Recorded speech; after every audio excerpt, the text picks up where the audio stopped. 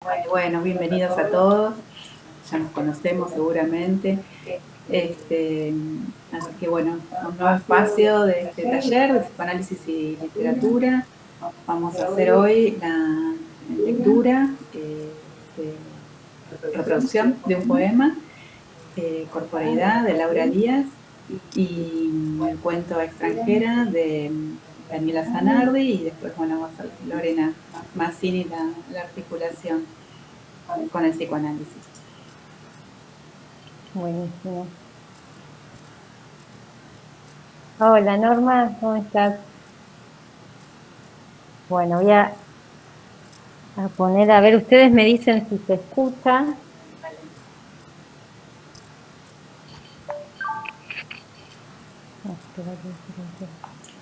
Si no fuese esclava de este cuerpo y pudiera inventarme en otras formas, nacería nuevamente, aunque sin saberlo, llevaría en mis entrañas la congoja de volver a fluir sin cauce límite, de embeberme a nada que me esfuma, de ser yo siendo nadie y tristemente perder todo lo que he sido y me encolumna. Y después de todo, ¿qué otro cuerpo a mí acudiría? Si he de ser por hoy lo que esta suerte ha forjado entre la dicha e infortunio de lo que he puesto en mí por siempre.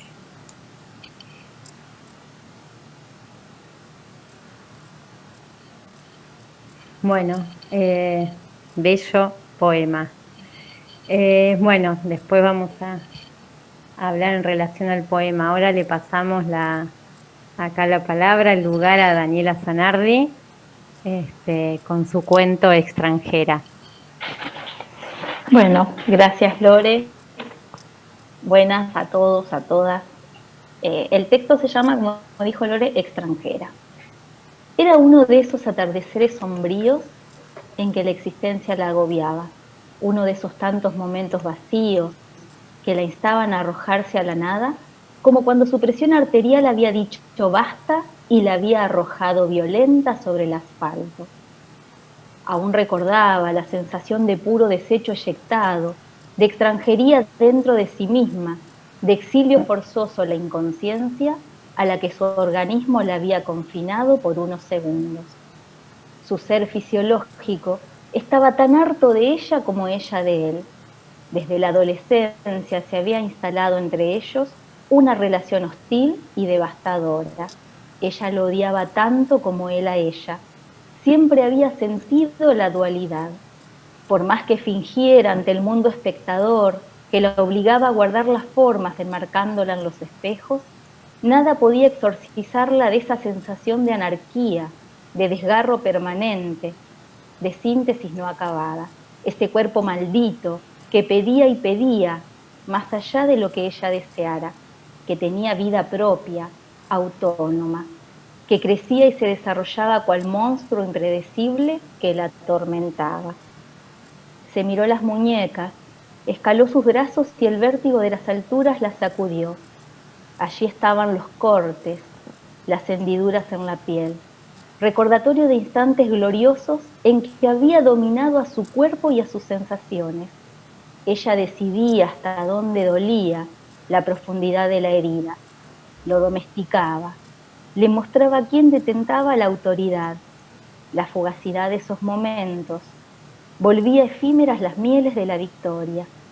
Tarde o temprano, volvía a ser sacudida con mayor virulencia por el desafuero de sus tripas exigiendo alimento, el desenfreno de sus intestinos estallando dentro de su vientre, de sus ovarios martillándola, de su cabeza volando en millones de pedazos, de sus fosas nasales obturando su respiración hasta dejarla casi sin aliento, de sus piernas y pies acalambrados, inmovilizándola sin contemplaciones. El fuego abrasador de sus jugos gástricos lacerando sus entrañas, los mareos y los vómitos cubriéndola de pestilencia al viajar en colectivo, sus alergias cutáneas y respiratorias, los fluidos y las manchas, denigrando su imagen. Esto tiene que acabarse, se decía. Por favor, tiene que acabarse. Pero su mente no era mejor que su cuerpo. No poseía el poder de ordenarle a este último lo que fantaseaba que ejecutara. Sus manos no atravesaban puñales sobre los imbéciles de sus compañeros de escuela, no se cerraban inmutables sobre el cuello de su perversa abuela hasta asfixiarla haciéndole tragar sus palabras injuriantes. No mutilaban los asquerosos dedos de su tío, no sazonaban con veneno la comida grasosa de su egoísta hermano. ¿Dónde estaba ella? ¿En su mente? ¿En su cuerpo? ¿O se trataba de una tercera instancia extraviada en el abismo entre ambos? El mundo acabó de incendiarse. La nada oscura se impuso sobre los escombros. Una vez más se experimentó extranjera.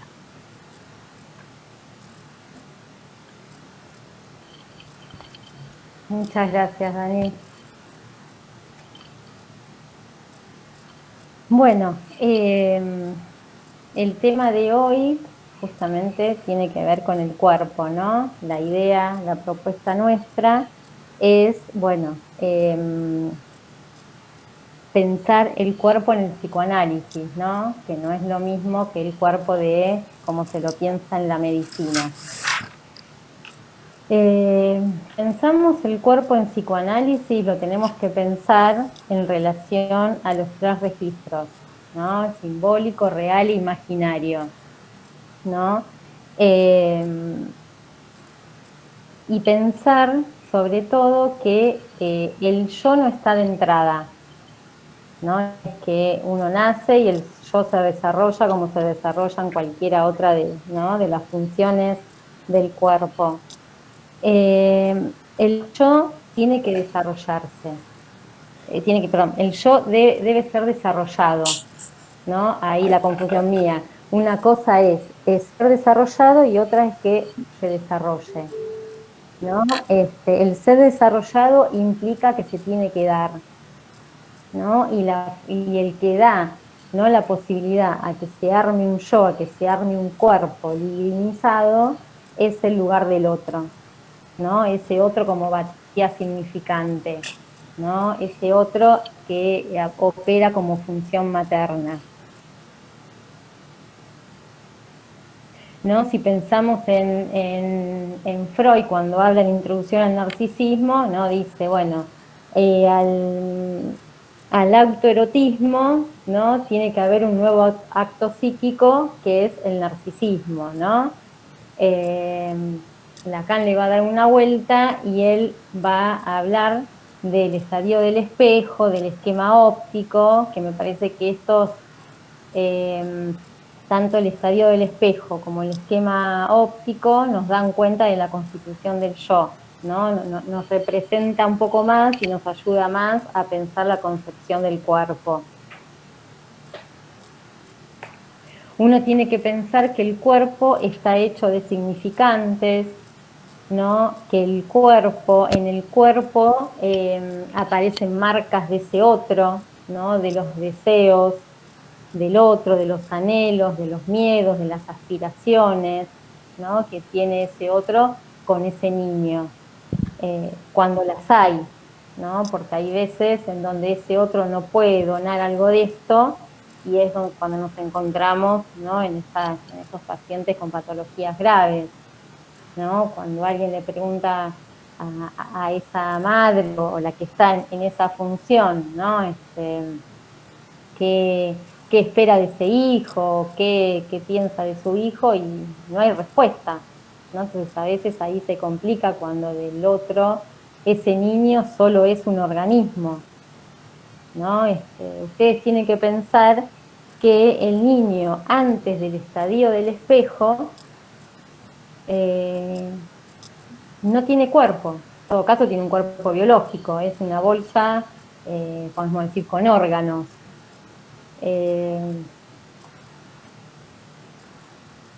Y es justamente la demanda de ese otro, ¿no? El deseo de ese otro, que va a hacer que ese niño empiece a tener un cuerpo, ¿no? Por eso nosotros no hablamos en el ser humano de instinto, sino que hablamos de pulsión. y la pulsión no está de entrada, ¿no? Por eso se habla de que la pulsión, el montaje de la pulsión, porque justamente se tiene que montar, es como un escenario donde hay que montarlo, y la pulsión se empieza a dar a través de la demanda de ese otro. Si hay un otro que demanda, ¿no? Que ese niño coma, que ese niño hable, ¿no? Que ese niño mire, ahí se empieza a armar este juego, ¿no? Entre el vínculo entre ese otro y el niño. Y ese cuerpo empieza a libidinizarse.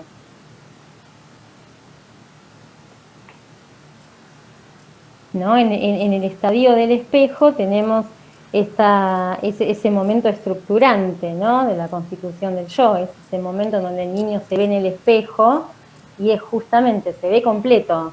Sabemos que biológicamente nada, porque ni siquiera no está armado biológicamente, a veces incluso los nenes todavía no pueden caminar, no se pueden parar, pero sin embargo, mirarse al espejo, ahí aparece esa completud, ¿no? Y ese mirarse al espejo tiene que estar acompañado con la voz y la mirada de un otro que sostenga, ¿no? Y que no es solo la mirada en el espejo, sino que el espejo es ese otro, ¿no? Que cuando se mire en ese otro hace una resonancia.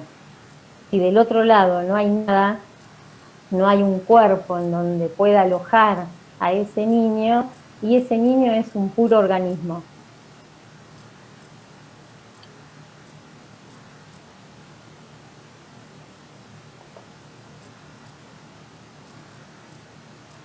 ¿No? Pensaba en el cuento, ¿no? Que si bien no es para, qué sé yo, hacer un diagnóstico, esto que hacemos siempre, ¿no? Son personajes, son ficciones, pero está bueno que uno pueda ir ahí pensando, bueno, qué sé yo, ¿a qué se acercaría más? ¿A una neurosis, a una psicosis, no? Parece que el relato de este personaje del cuento nos lleva más, o por lo menos a mí, a la idea de una psicosis, donde todo, fíjense en cuando el personaje, ¿no? Habla de su cuerpo, habla todo de partes del cuerpo, ¿no? No se ve ahí un cuerpo, ¿cómo te puedo decir? Que ese cuerpo esté envuelto, que ese cuerpo esté como armado. Es un cuerpo desarticulado, donde empieza, a ver que quiero ver una de las frases que le había marcado.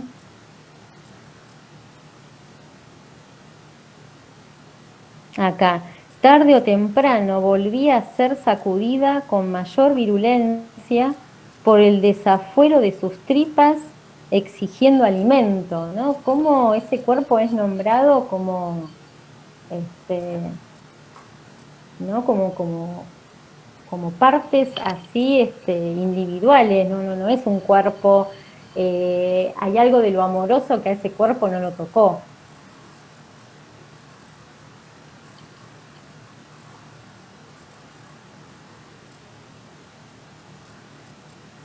Uno podría pensar ahí justamente, ¿no? Por eso me da la idea de una psicosis, porque hay algo de ese cuerpo unificado, ¿no? Que en este relato no da cuenta.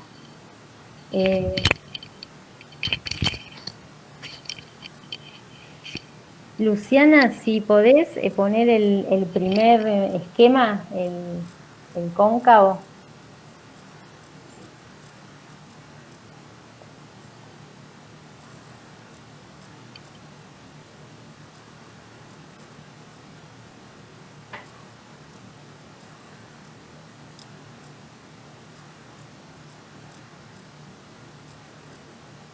Bueno, acá tenemos, ¿no? Lacan justamente con el esquema óptico, él va justamente a dar cuenta de eso, ¿no? Cómo se constituye el yo. Tenemos este primer esquema, el otro, este primero, ¿no? Acá, que es si uno hace la experiencia con un espejo cóncavo y pone en una caja donde esté toda cerrada menos la parte que da al espejo, pone las flores abajo y arriba pone un objeto, ¿no? Que es un objeto real, que sería el florero, van a ver cómo, según dónde está ubicado el ojo, van a ver la imagen, el florero con las flores arriba. Y después uno pasa la mano en las flores, no están, porque las flores están abajo. Pasa que el efecto del espejo da esa imagen. Uno puede pensar que acá, en esta parte, es lo que Freud llamaría el narcisismo primario, ¿no? Es este primer, ¿no? Entonces uno podría pensar acá, en la psicosis, esto no está así armado, no está el florero con las flores, sino que el ojo está en otro lugar posicionado, entonces se van a ver las flores por un lado y el cuerpo por el otro. Entonces esto no se arma en la psicosis, entonces no se puede pasar al segundo espejo, que sería el plano, que sería el narcisismo secundario, ¿no? Por eso uno cuando recibe a un paciente, ¿no? Lo que tenemos nosotros es, si hubo narcisismo secundario, sabemos que eso primero pasó, ¿no? Si nos encontramos con un personaje como la del cuento, y ya ahí nos da cuenta de que esta primera, ¿no? Operatoria no se dio.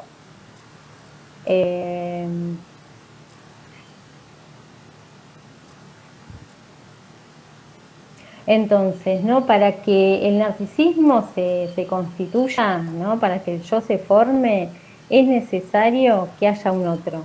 Primero que done su voz, para que ese niño, ¿no? Pueda luego incorporarla, perderla y hablar, ¿no? Uno tiene que incorporar la voz y después perder algo de esa voz, ¿no? Para poder hablar. Lo mismo con la mirada. El laleo, por ejemplo, en el niño, ¿no? Implica que, ¿no? Cuando hay laleo en los niños, que algo de esa voz se apropió. Después, bueno, ahí que tendría que pasar a la voz. Y para eso, si no hay un otro que demande, es imposible, no se puede pensar en eso.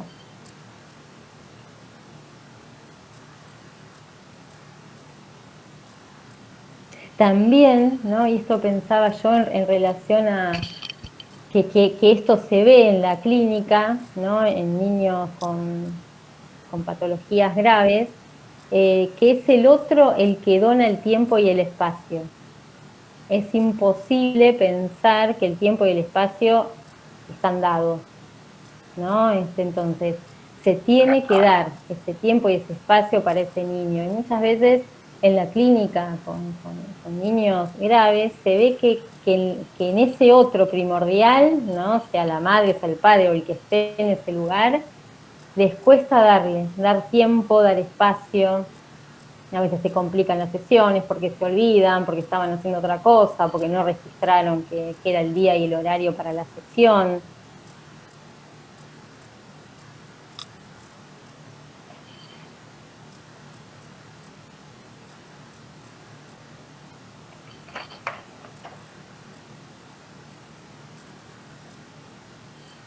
No, acá había marcado algunas cosas en relación al cuento, ¿no?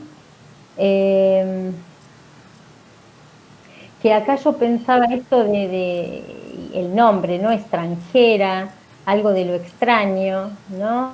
Que uno podría pensar que no es lo mismo la extrañeza que puede pasar en la neurosis, ¿no? Cuando algo del objeto A se presentifica, que aparece la angustia, ¿no?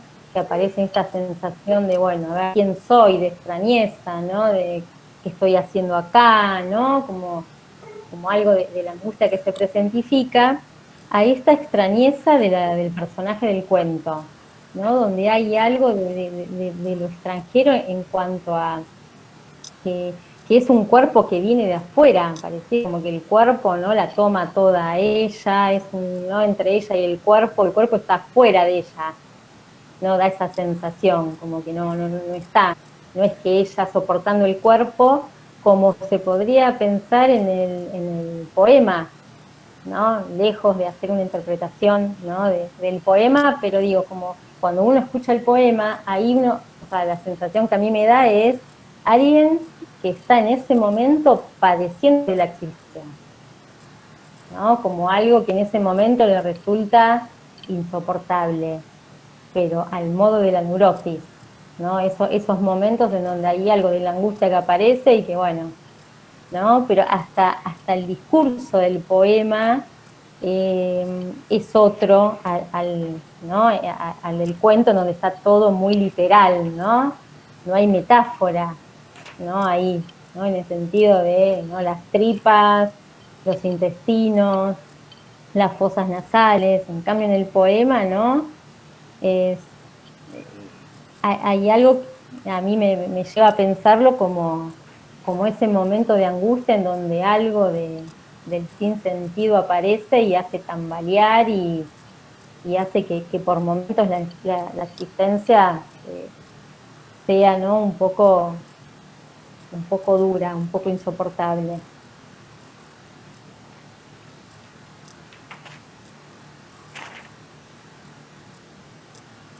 ¿No? Hasta esto de que el cuerpo parecía tener vida propia, ¿no? Como, por eso a mí se me arma algo de la psicosis, ¿no? Como que viene de afuera. Me acordaba y estuve mirando un poco el hombre de la arena, ¿no? Este cuento que trae Freud de los siniestros, ¿no? Como los ojos le venían de afuera y entonces pensaba en esto, ¿no? Como me hizo acordar a ese cuento, cómo este cuerpo, a este personaje, ¿no? Lo que representa este cuerpo para a este personaje del cuento. Después otra frase que me hizo pensar es desecho eyectado, ¿no? La frase, a ver si las vuelvo a leer.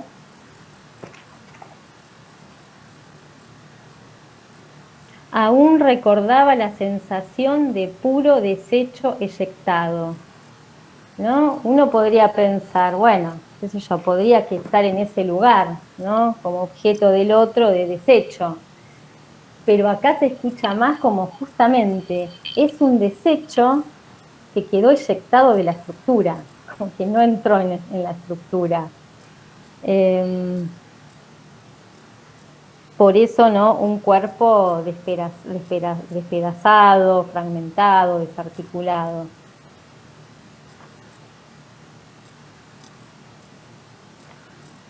¿No? Donde nos falta esa envoltura que da justamente el estadio del espejo, ¿no? La entrada, ¿no? A la constitución del yo.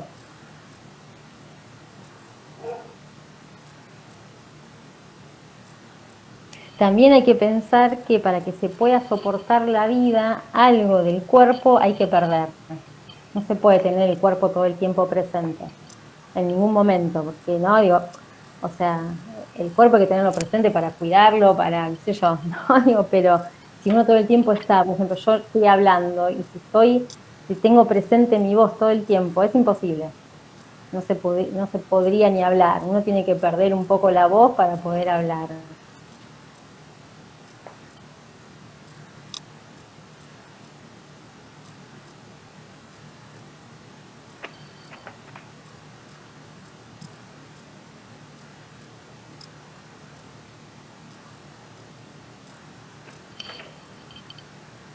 Pensaba en una paciente, re interesante, porque a veces pasa que cuando uno está preparando o un trabajo o una clase, pasa que los pacientes pareciera que supieran y traen material acorde, ¿no? al punto. El otro día, ¿no? Una paciente que contaba que cómo ella nota que lo que los otros ven de ella no es lo que ella ve de sí misma, ¿no? Los otros ven a alguien linda, inteligente, creativa, y ella todo el tiempo se ve fea, desagradable, ¿no? Y que lo que le viene del otro, ¿no? De esos otros de afuera, porque la familia tiene otro discurso para con ella, pero lo que viene de afuera, ella no lo cree y hasta siente que la están cargando. Cuando después se da cuenta que no, y que el otro ve eso que ella no puede ver. que ella más se ve como la vieron en su familia, como la vio su madre, como la vio su padre, en donde ella es alguien desagradable, ¿no? Alguien a quien a nadie le puede gustar. Y ella se ve en el espejo así, ¿no? Y lo bueno es que ella juega con dos cosas, ¿no? En las fotos donde puede jugar con la iluminación, ahí sí se ve bien. En el espejo hay algo de esa mirada del otro que le retorna. Ahí no hay brillo fálico, ¿no? Podría decir, ahí se ve como eso desagradable.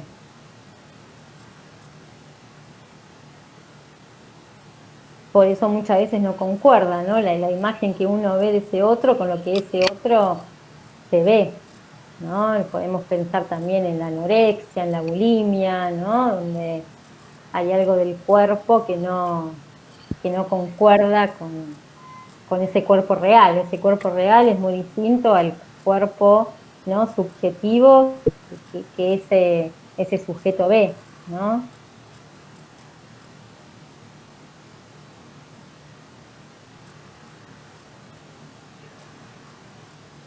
Entonces tenemos que pensar el cuerpo, un cuerpo que hay que es el cuerpo como imaginario, simbólico y real. No, el imaginario es esto que estamos viendo, ¿no? Lo que te estoy diciendo del yo, que el yo tiene que construirse, que no es sin el soporte simbólico, porque tiene que estar ese otro que sostenga.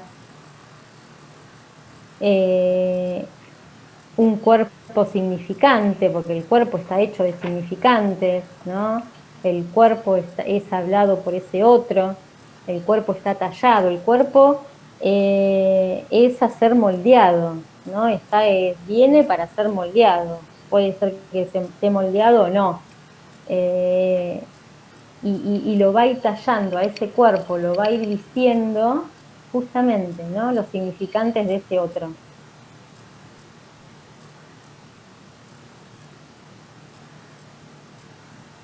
El cuerpo simbólico justamente, ¿no?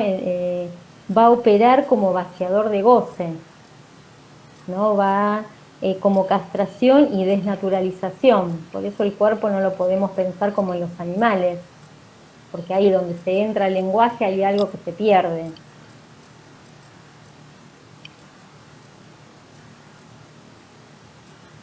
Por eso uno piensa, cuando uno va a un restaurante y tiene hambre, no es lo mismo en los animales que tienen hambre y comen cualquier cosa por necesidad, y en nosotros está el deseo. Cuando uno entra, ¿no?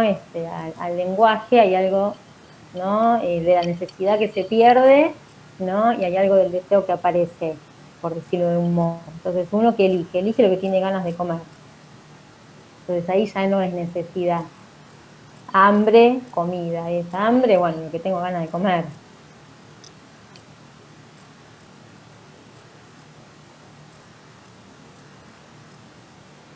Y por eso, si pensamos en el cuerpo simbólico, es esto de que nosotros siempre decimos, ¿no? Que el sujeto que es lo que representa un significante para otro. Entonces nosotros trabajamos, ¿no? Y apuntamos ahí, ¿no? A los significantes, a los sentidos que tiene ese significante, poder vaciar ese sentido que viene del otro para poder dar otro sentido.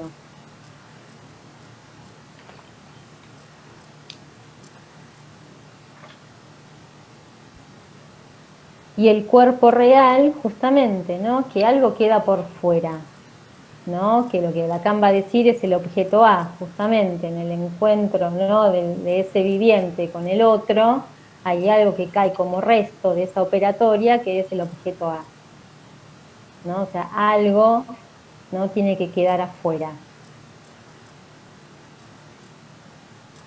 Luciana, ¿ponés el otro esquema, la otra parte del esquema?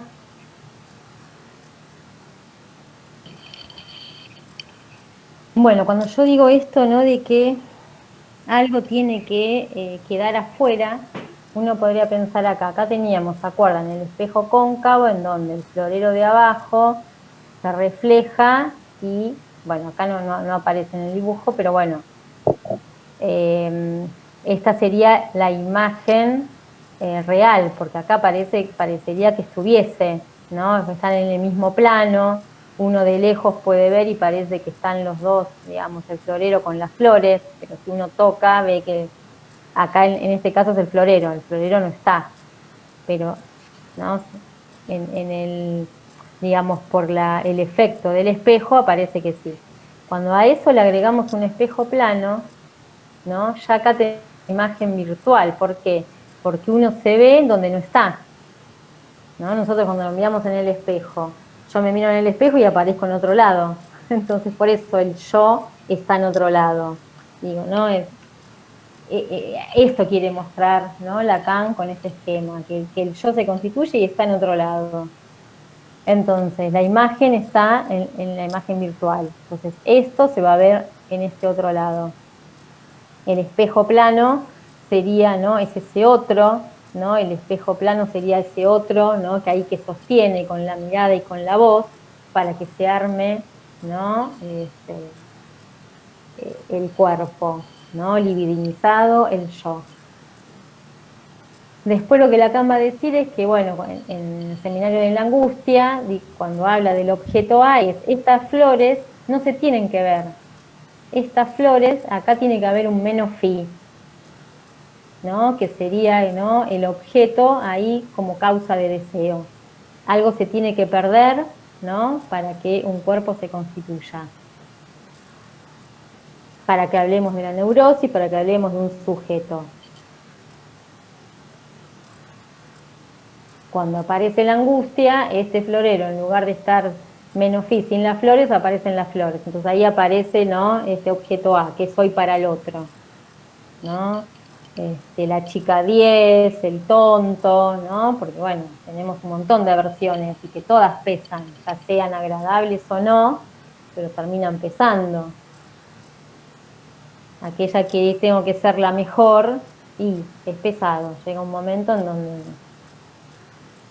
viene el análisis con angustia porque, bueno, en determinadas situaciones no pudo ser la mejor. Entonces, ahí aparece la angustia, porque si no soy la mejor, ¿qué soy para el otro?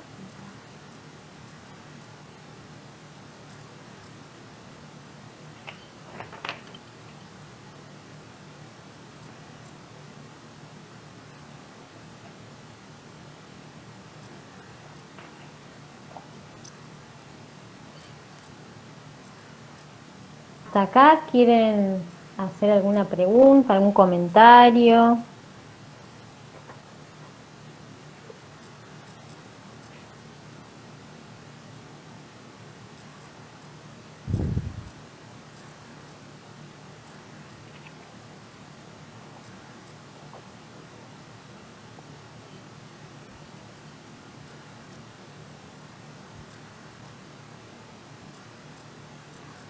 Hola. ¿Sí? Sí. Yael. Sí, con el cuento me quedé pensando en un texto que yo para la facultad, que es de Sylvie Poulichet. Y ella habla de la clínica de Bordes. Hay un texto que se llama Cuando la neurosis no es de transferencia. Y bueno, ella explica que hay cuadros que no son psicosis propiamente dichos, pero tampoco responden a las representaciones clásicas de una neurosis. Y bueno, justamente entre estos cuadros están los casos de toxicomanías, de trastornos alimenticios y también los casos de autolesiones, que tienen que ver con autolesiones. Y bueno, en el texto ella explica que en estos casos, si hay una alienación al significante, digamos, el sujeto entra en el campo significante del otro, pero dice, la demanda del otro se presenta tan compacta que el sujeto no la puede interrogar. El otro le dice al sujeto, sos tal cosa. La demanda compacta implica lo que llamamos una holofrase.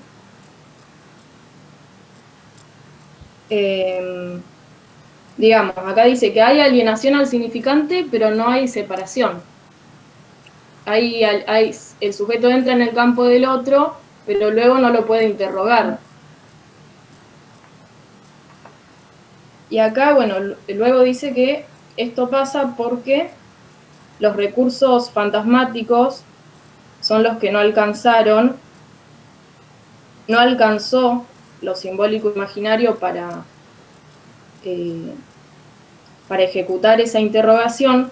Entonces lo que aparece es la respuesta psicosomática o la respuesta en lo real.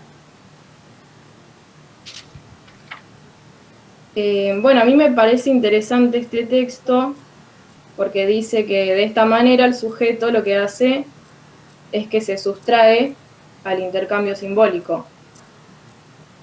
El sujeto decide conectarse experimentalmente con el goce. Implica un cortocircuito al otro. Ahí, por ejemplo, con el tema de los cortes, es una forma de intentar una separación con el otro.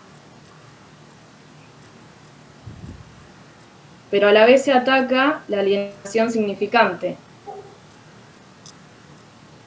A la vez el sujeto, digamos, toma una respuesta que no va del lado del significante. Y bueno, y este texto también me pareció interesante porque dice que desde la clínica lo interesante sería, digamos, hacer como un tratamiento donde el sujeto vuelva a tomar confianza en el significante.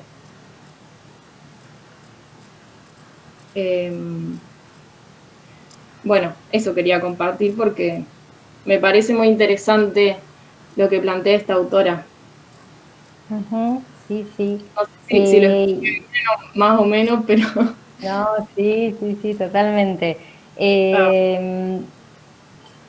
Quería, cuando te iba escuchando, me venía resonando justamente esto que después yo justo lo iba a decir, así que vino bárbaro que vos hablaras de esto. En el seminario 23, el Sintón, Lacan habla y dice que las pulsiones son el eco en el cuerpo de que hay un decir, ¿no? Y que es una frase que uno siempre la escucha y la va repitiendo, pero lo interesante es, porque es cierto, uno cuando lo volví a leer sigue la frase, uno la recorta ahí y sigue con eso, pero lo que sigue, y ahora digo por qué me hablo de esto, que tiene que ver con algo que vos dijiste, Yael, dice, para que resuene este decir, para que consuene otro término, bueno, es preciso que el cuerpo sea sensible a ello.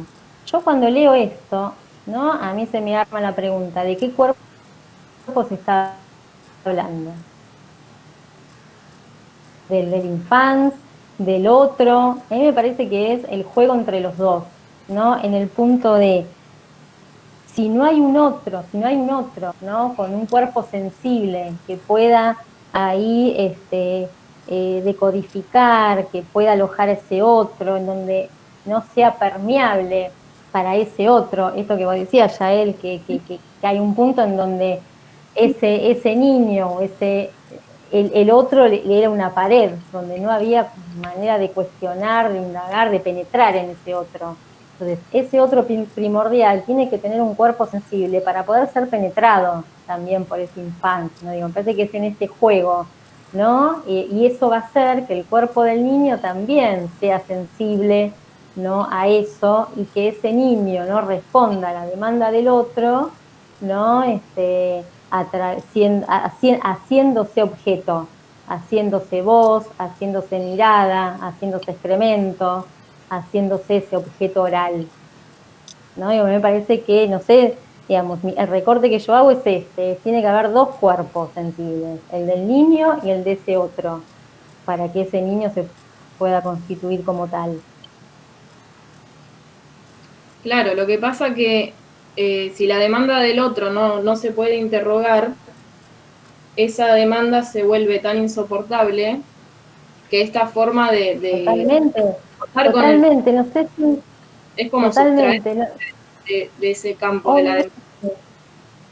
Es como esto, no sé si te acordás, Yael, en otro de los talleres, cuando hablábamos de esto de que había dado el ejemplo de un adolescente, en donde la madre tremenda, una madre así más o menos como la que vos decís, donde no se la podía interrogar y ella hacía cortes en el brazo, ¿no? Que pensábamos el corte como un modo de cortar con ese otro, ¿no? De separarse de ese otro, pero también como marca, ¿no? Como poder hacer su propia marca, nada más que la hacía en el cuerpo. Después con el trabajo de análisis, bueno, la empezó a hacer en otro lado, en la escritura, en el dibujo, ¿no? Que de hecho hacía dibujos muy interesantes, muy lindos. Entonces digo, ¿no? Como poder hacer marca en otro lado, ¿no? No en el cuerpo, sino desde lo simbólico.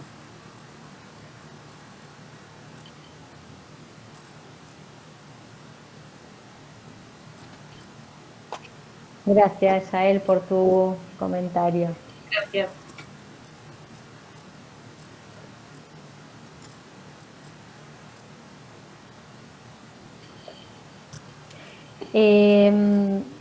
No sé si, a ver, alguna otra pregunta, comentario de esto que venimos hablando, de lo que comentó Yael.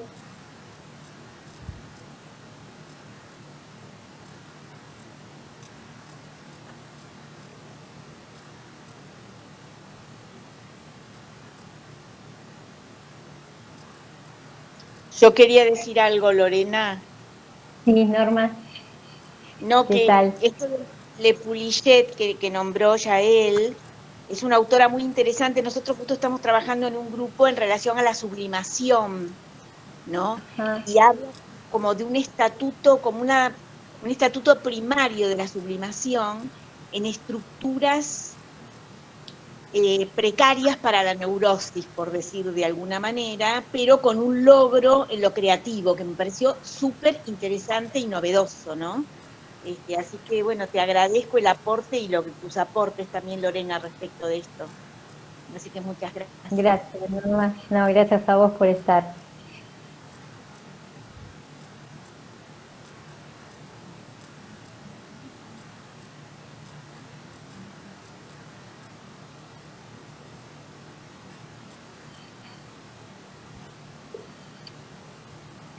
Sí, por ahí en relación a esto de que tiene que haber un otro sensible, ¿no? Si bien tenemos poca información en el cuento sobre los otros significativos que acompañaron en su historia a la personaje, lo que sí tenemos es esto de que ella dice, ¿no? Hacerle tragar a la abuela sus palabras injuriantes, ¿no? Como que las huellas del decir del otro en este cuerpo fueron justamente eso, ¿no? Significantes que injurian, no hubo una libidinización de este cuerpo, eh, tratarlo de una manera amorosa, nombrarlo de una manera amorosa, ¿no? Sino que, bueno, por lo que nos permite sospechar, esto que dice el personaje, es que, bueno, justamente, ¿no? Se encontró con dichos, un otro alojando, ¿no? Y además también nos dice esto de mutilar los dedos de su asqueroso tío, ¿no? O sea, además había un otro que abusaba de ese cuerpo, ¿no? Dándole justamente ese lugar de objeto, de desecho, esto con lo que comienza el cuento, ¿no? Cuando ella recuerda esta sensación de puro desecho eyectado, ¿no? Y esto de la extranjería dentro de sí misma, ¿no? Es un territorio que no le pertenece, que le es desconocido, ¿no? Incluso cuando uno es extranjero en un lugar, no conoce los puntos geográficos, no conoce la lengua a veces, las costumbres, las culturas, está como extraviada y perdida en ese territorio que justamente le es completamente extraño, extranjero, y bueno, y ella tratando de hacer lo que puede con ese cuerpo, ¿no? Ese cuerpo anárquico, eso que dice de síntesis no acabada, ¿no? Justamente lo que hablábamos sobre un cuerpo desarticulado, desmembrado, y bueno, y ahí esta pobre mujer Lo que puede, así, ¿no? eso. Gracias, Dani.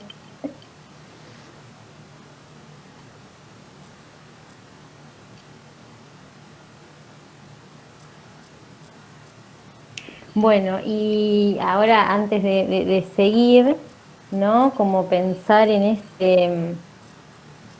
cómo pensarlo, ¿no? En la clínica, ¿no? A partir de esto que venimos pensando, de este cuerpo, ¿no? Como el cuerpo, uno podría decir, en un punto es una escritura, por decirlo de algún modo, ¿no? Porque está hecho de los significantes que el otro, ¿no? Del otro, el cuerpo es hablado, ¿no? Por otro. Bueno, ¿qué hacer en un análisis, ¿no? ¿Cómo pensar ese cuerpo, ¿no? Y a veces no es fácil. Uno podría decir ahí se trata de que se empiece a historizar y poder hacer una reescritura de esa historia, y esa reescritura de la historia también va moldeando otro cuerpo y va apareciendo otro cuerpo. Si ustedes ven, no es lo mismo el cuerpo quizás de un analizante al principio, cuando empieza un análisis, que en el proceso de un análisis, ¿no? Digamos, se va cambiando hasta quizás también las expresiones, los modos, ¿no? Digamos, se va moldeando ese cuerpo. Un análisis puede permitir eso.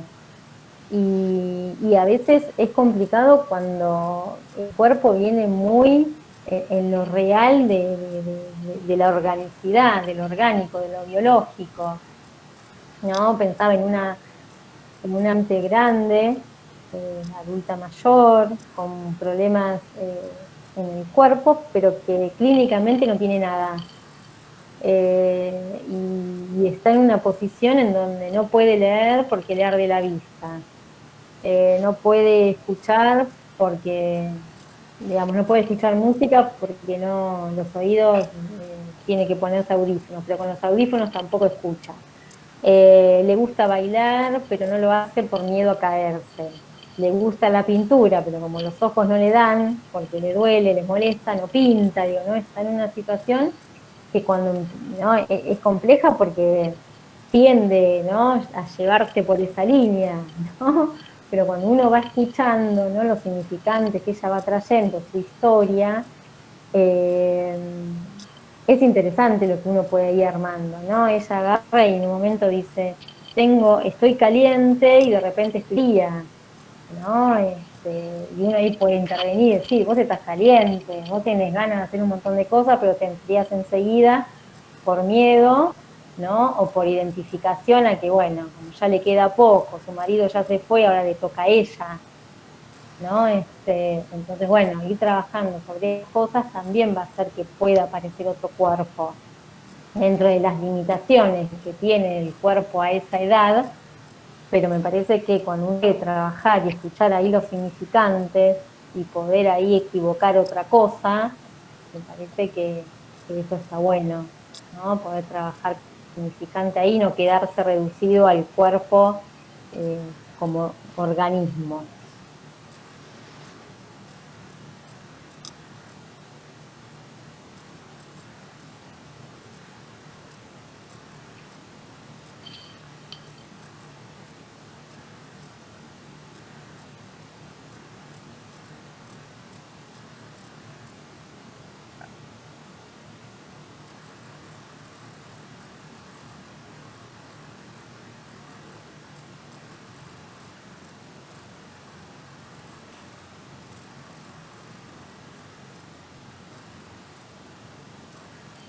¿Alguien más que quiera decir algo, comentar?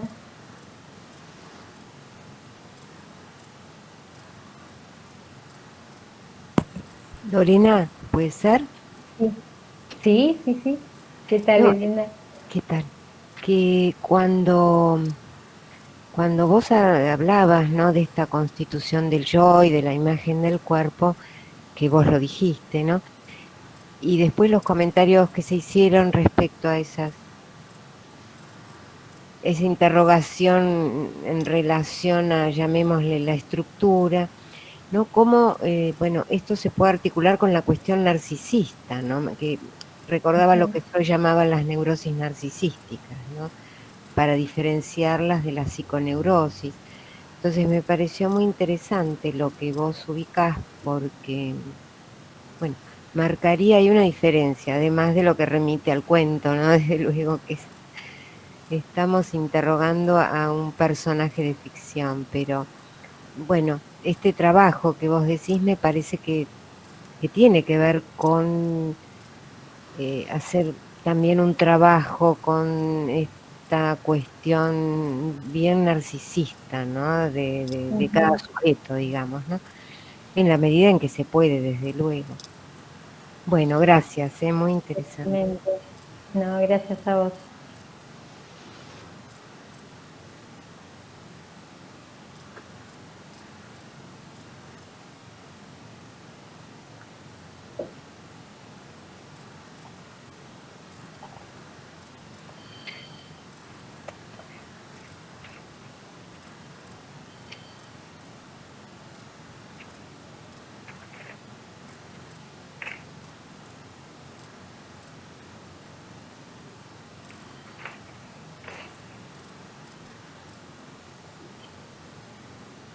Sí, yo pensaba en torno a lo que decía Elena, ¿puede ser? Sí, Sí, Sí. sí, pues, Elena. De estos casos, con el tema de lo narcisista, justamente esta autora, Le Poulichet, dice que estos casos, ella le llama neurosis que no son de transferencia. A mí me parece re interesante cómo lo plantea, porque ahí la problemática está justamente en la transferencia y en la clínica con estos casos el objetivo es que se establezca en algún momento esa transferencia.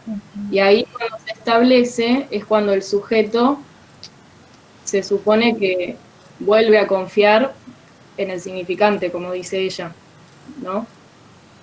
Eh, bueno, esto todo como desde la teoría. Sí. sí. En la práctica se complica a veces. Es más complejo, sí.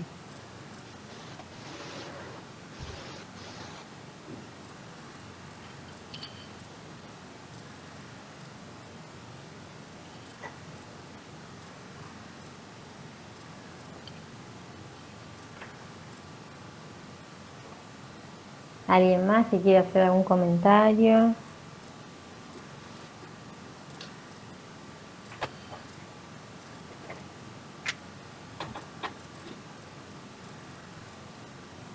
No, Lorena, Sí, Norma.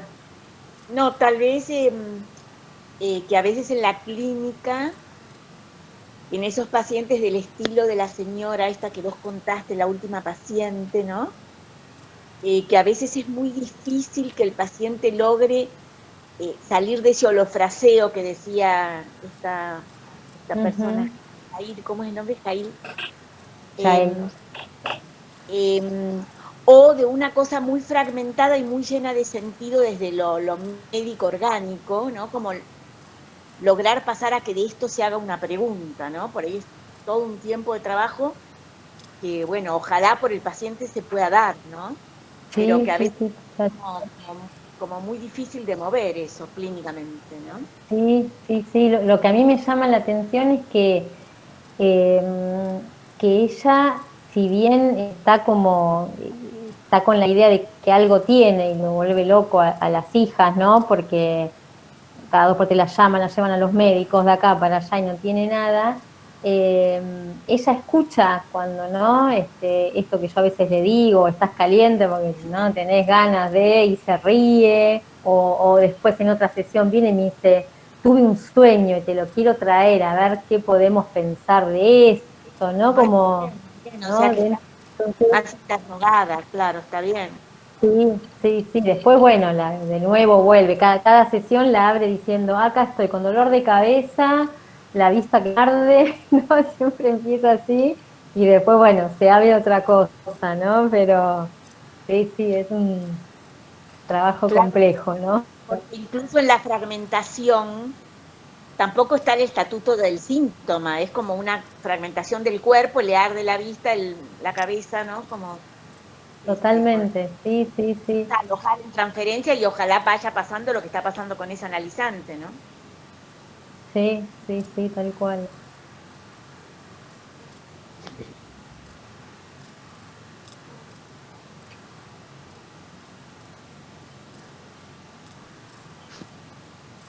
Les quería leer, después si tienen algún otro comentario, dudas o algo, pero les quería leer como, ¿no? Esta vez, en este taller, a diferencia de otros, hubo como varias cuestiones literarias, el cuento, el poema de Laura, y bueno, voy a leerles un poema, es muy cortito, pero me parece que es representativo para este encuentro. Es un poema del libro Conjugada de Gabriela Pedrotti. Y dice, tus ojos fertilizaron en mi cuerpo, y fui desde entonces mañana.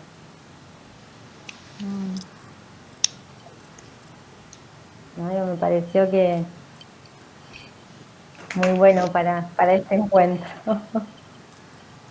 El verbo que dice Lorena es tus ojos. Sus ojos, tus ojos fertilizaron en mi cuerpo, y fui Fertilizaron. El desde verbo no. entonces, sí, y fui desde entonces mañana. Excelente, precioso. Sí, Precioso. sí, sí.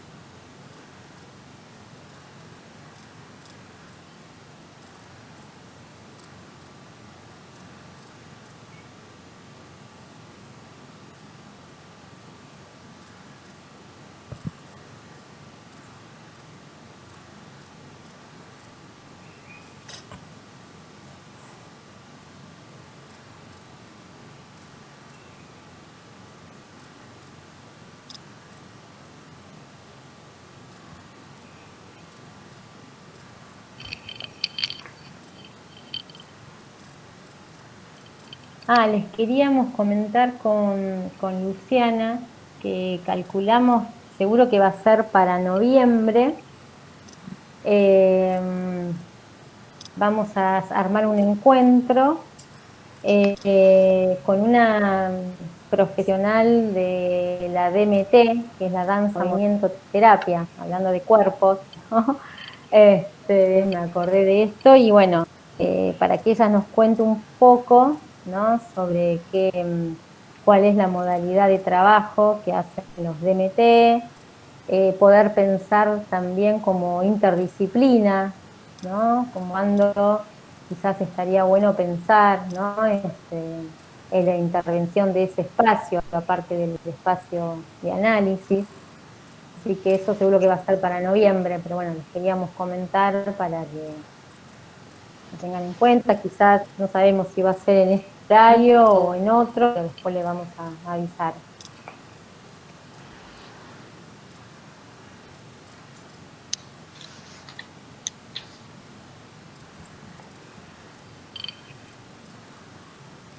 Sí, interesante para pensar las cuestiones del cuerpo justamente, ¿no? Como otros modos de intervención, estos cuerpos fragmentados, patologías graves, que no hacen transferencia, es un recurso muy interesante. Bueno, justamente no todo lo sublimatorio, la danza terapia o la música o el arte,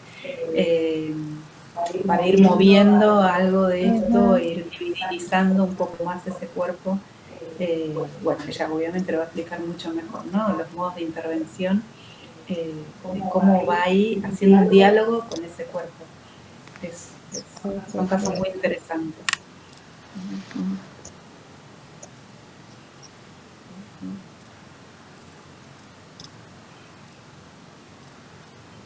La de se llama Laura Segade. No, sí.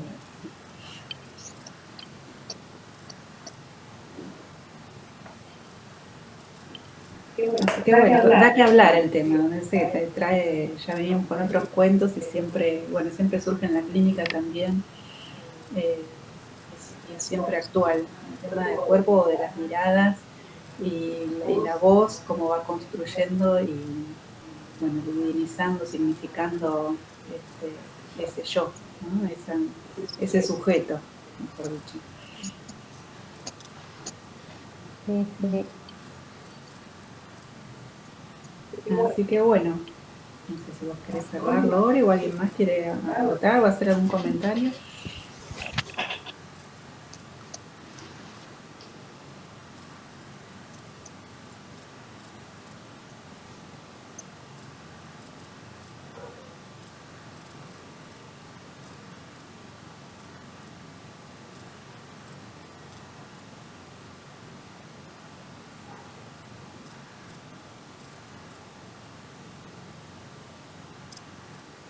Bueno, ¿querés agregar algo más? No, hay miles de cosas que se van ocurriendo, pero hay que acotar. No, no. Como te parezca. Sí, ya queda poco, así que no, da para mucho más y para más. Se me ocurren varios casos también, pero me parece que quiero dejarlos con esta idea como para que vaya pensando un poco, ¿no? Esto, ¿no? Cómo pensar la clínica, cómo pensar el cuerpo, esto, ¿no? Me parece que con eso ya los dejo, ya los libero. Hasta acá el recorte. Sí, sí. Está bien. Todo no se puede, ¿viste? Siempre algo queda recortado, algo queda por Algo fuera. cae. Totalmente. Así que Bueno, bueno, gracias. gracias a todos por estar. Gracias, muy bueno. Gracias. Muchas gracias. Hasta luego. Adiós. Nos Adiós. vemos la próxima. Nos vemos. Chao. Hasta la próxima. Chao, nos vemos.